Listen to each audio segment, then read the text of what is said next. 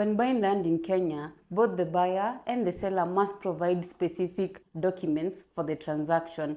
For example, on the seller's end, they must provide the copy of the original title deed, the national identification card, the KRA PIN, the land rates clearance certificate, the land rents clearance certificate in the case where the property is leasehold. They must also provide the LCB consent forms, the spousal consent. The sales agreement is made between the buyer and the seller. On the buyer's end, they must provide the national identification card, the KRA PIN, these are the tax compliances.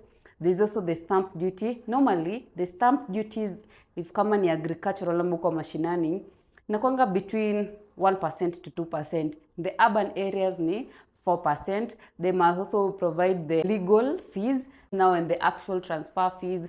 They must also provide the surveyor fees and all of that. Remember, throughout this process, especially the sales agreement, must be made by a registered and licensed lawyer kwa LSK. The surveyor also is very important for the process. And also not forgetting on the buyer's end, they must also provide them a copy of the official search at the land registry's office. These ones checks for encumbrances, disputes, yani if the property is fit for now the transaction, if it has no disputes, any interest or charges against the property. And yeah, so basically those are some of the documents that both the buyer and the seller must provide to make the transaction free from any disputes. Yani mambo yaende shari kabisa.